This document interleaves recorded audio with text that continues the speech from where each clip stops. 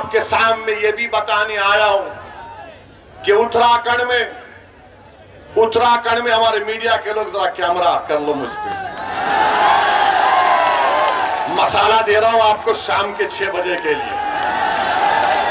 हमारा निकाह करना 7 बजे। माशाअल्लाह हफ्ते में 2 बार हमारा अख्द होता है टीवी के ऊपर, निकाह होता है हमारा, दूल्हा बनाकर पेश किया जाता है हमको। देखो ये बोला, ये बोला, वो बोला, ऐसे बोला, वो बोला। अरे अल्लाह ज़बान दिया तो बोलने के लिए दिया ना, गुंगा रहने के लिए तो नहीं दिया है ना।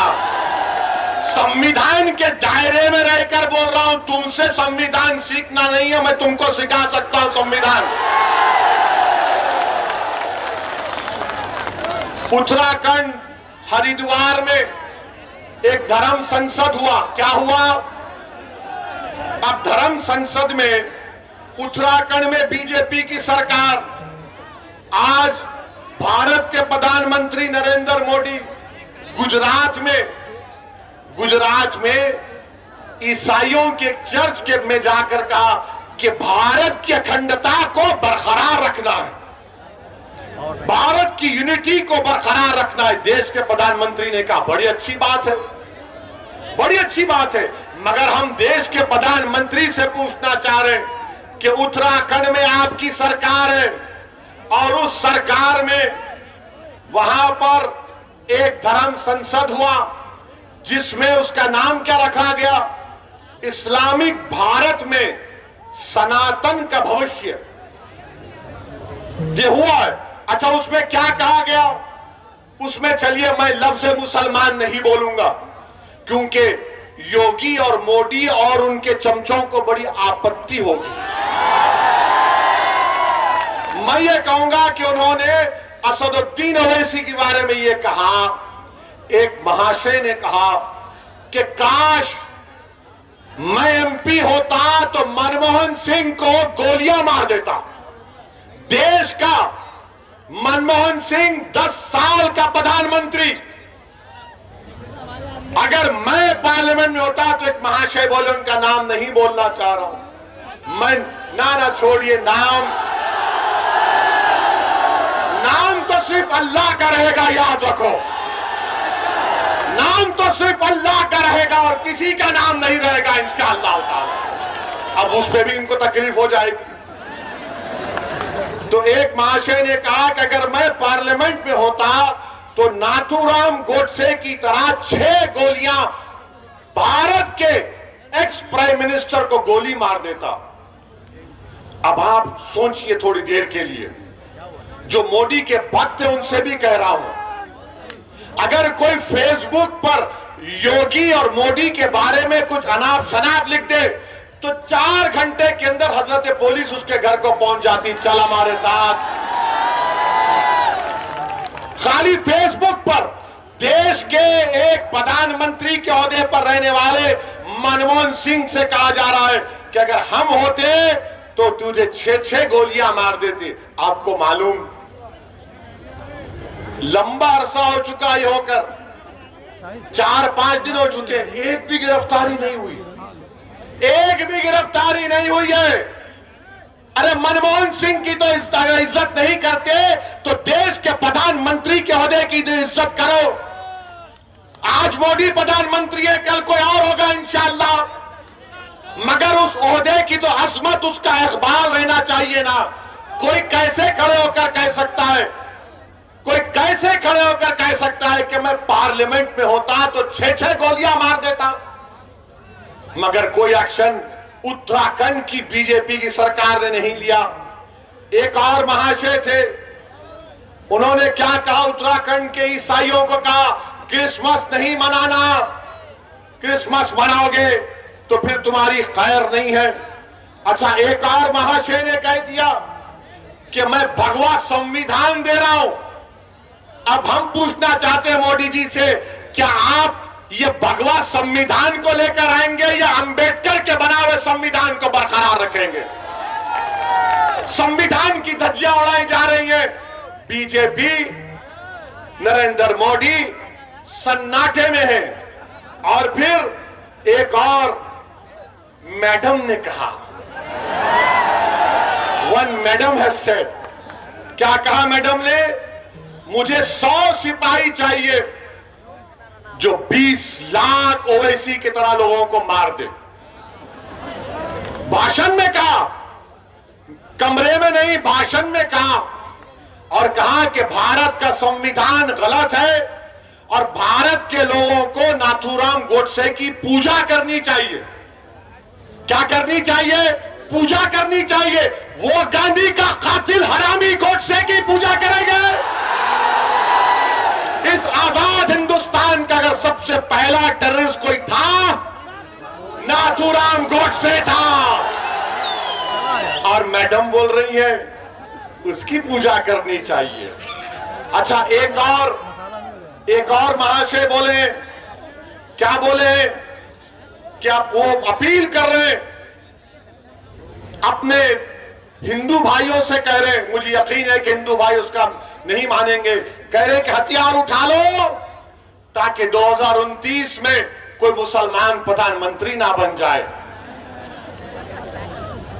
और फिर वही एक और साहब कह रहे हैं कि जिस तरह म्यांमार में रोहिंग्या मुसलमानों को उनके मुल्क से निकाल दिया गया, उसी तरह मुसलमानों से उस तरह का हशर करना चाहिए। कोई मुकदमा नहीं, कोई गिरफ्तारी नहीं। और फिर एक और महाशय ये कह रहे कि शस्त्र रखो, तलवार रखो और जंग तलवार के जोर पर जीती जाएगी। और फिर एक और महाशय ने कहा कि मुसलमानों के गांव को खाली कर दो। और एक और महाशय ने कहा कि जब तुम हमारी इस धर्म संसद से जाओगे तो ये इरादा करके जाओ कि किसी को नहीं छोड़ा जाएगा, रोहिंग्या मुसलमानों की तरह भारत के मुसलमानों का हशर कर दिया जाएगा। मैं नरेंद्र मोदी से एक सवाल कर रहा हूं, आपने गुजरात में आज कहा कि देश की यूनिटी को, अखंडता को बरकरार रखना चाहिए। बताओ, देश के प्रधानमंत्री, आप मेरे भी प्रधानमंत्री हैं, आप देश के प्रधानमंत्री हैं, आपने भारत के संविधान पर हल्फ लेकर भारत के तमाम नागरिकों की हिफाजत का जिम्मा आपने लिया है। बताओ क्या आप इनकी बातों से मुत्तफिक है? अगर नहीं है तो फिर ये खुले क्यों घूम रहे हैं? और बाबा ये बताओ, ठोक दो, क्या करोगे तुम अब?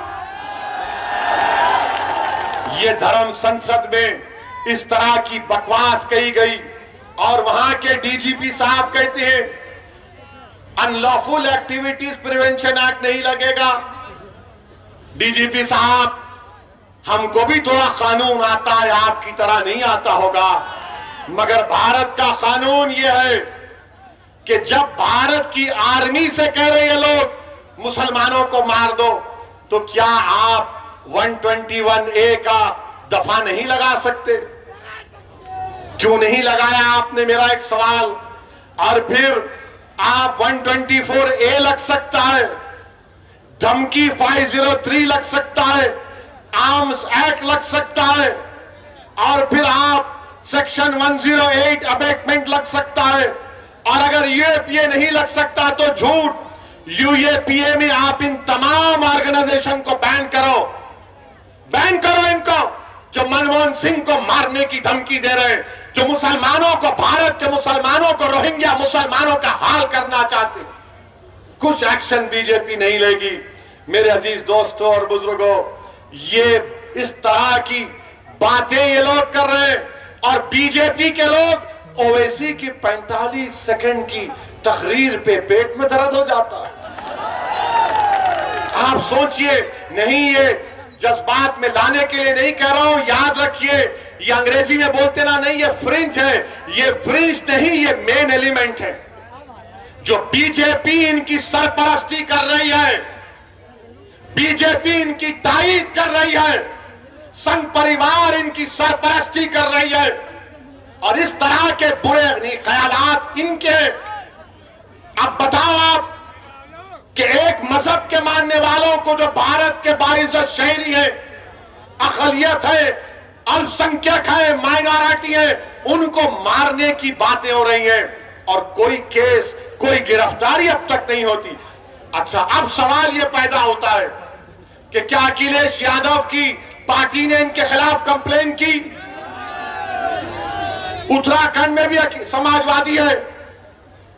कांग्रेस इलेक्शन लड़ने जा रही है, क्या कांग्रेस ने कंप्लेन दी? किसने दी? मजलिस इत्तेहादुल मुस्लिमीन के डॉक्टर नैयर कासमी ने जाकर कंप्लेन दी। क्यों कंप्लेन नहीं दी समाजवादी और कांग्रेस ने? तो बोलेंगे वो वोट नहीं मिलेगा हमको, वो वोट नहीं मिलेगा हमको। अरे तुम वोट की क्यों बात कर रहे? देश को बचाओ। जब देश बचेगा तो जमहूरियत रहेगी। ये देश में एनार्की पैदा करना चाह रहे, मगर समाजवादी कुछ नहीं बोलेगी, कांग्रेस कुछ नहीं बोलेगी। और क्या बोलेगी? ये ओवैसी का भड़काऊ भाषण होता है, ये भड़काऊ भाषण देता है। मैं एक एक लफ्ज को सच्चाई के साथ बयान कर रहा हूं, एक एक लफ्ज को सच्चाई के साथ आपके सामने बयान किया हूं। और जब मैं ये कहता हूं कि याद रखो ये अंधेरी रात लंबी रहने वाली है, ये अंधेरी रात लंबी रहने वाली है, मैं आपसे अपील कर रहा हूं कि मुत्तहिद हो जाओ। अपनी इत्तेहाद की ताकत पर तुम शमा जलाओ, तुम रोशनी फैलाओ, ये अंधेरा छट जाएगा तुम्हारी इत्तेहाद की ताकत पर। मजलिस के मुखालिफिन मुझे फोन करके धमकी देते कि ओवैसी तू उत्तर प्रदेश में तुझे खाक में मिला देंगे, ओवैसी तुझे उत्तर प्रदेश में जला देंगे।